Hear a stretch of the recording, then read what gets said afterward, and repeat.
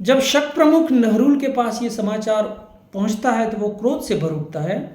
वो तुरंत ही अपने सैनिकों को लेकर नगर में जाता है, प्रजा को सरेआम दंड देता है और एक विधवा की पुत्री को उठा ले आता है।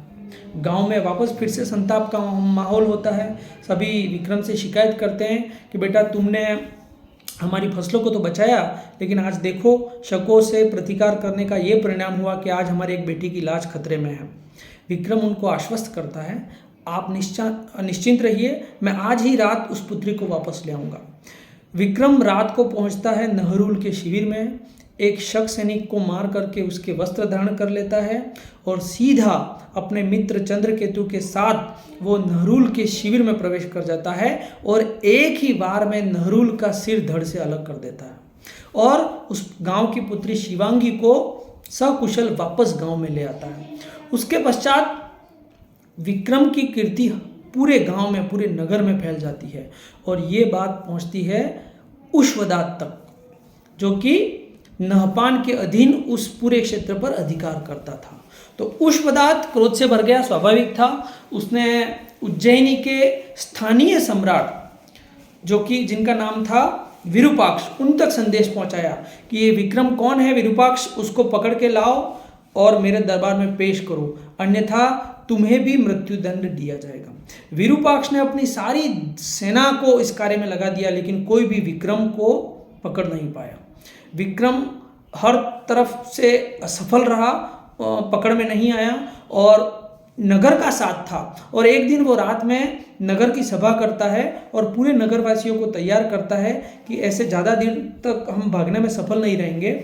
यदि हमें इनके अत्याचारों से मुक्ति प्राप्त करनी है तो शकों को भारत से दूर करना होगा। वो पूरे नगर को तैयार करता है कि आप मेरे साथ दरबार में चलिए, हमें महाराज से अनुरोध करना पड़ेगा कि वो अब इस मातृभूमि की रक्षा नहीं कर सकते, उन्हें गद्दी छोड़नी पड़ेगी। पूरा दरबार लगता है महाराज का, प्रतिष्ठान की पूरी प्रजा वहाँ पर जाती है और विरूपाक्ष से निवेदन करती है कि महाराज आप शकों से हमारी सुरक्षा नहीं कर सकते, आप पद छोड़ दीजिए और उनके स्थान पर विक्रम को ये दायित्व सौंपिए। तो विरूपाक्ष हंसते हैं, वो ये कहते हैं कि आप क्या समझते हैं, एक 18 साल का लड़का जिसने 2 घोड़े चुरा लिए, एक लड़की को छुड़ा लिया और एक क्षत्रप की हत्या कर दी, क्या वो ये पूरे राज्य को संभाल लेगा?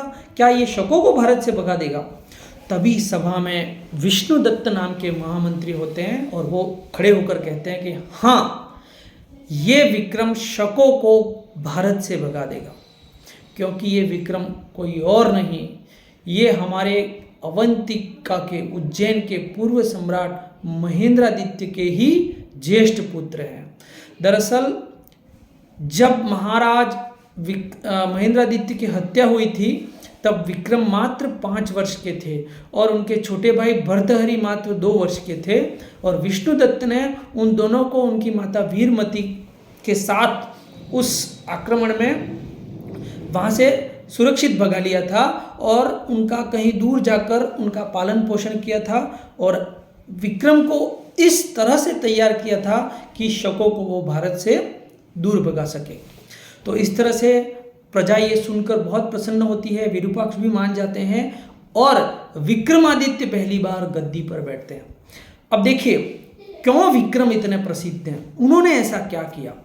शक जैसी एक बड़ी शक्ति को विक्रम ने भारत से भगा दिया, उनका उन्मूलन किया। तो ये कार्य कैसे किया, अब उसके बारे में बात करते हैं।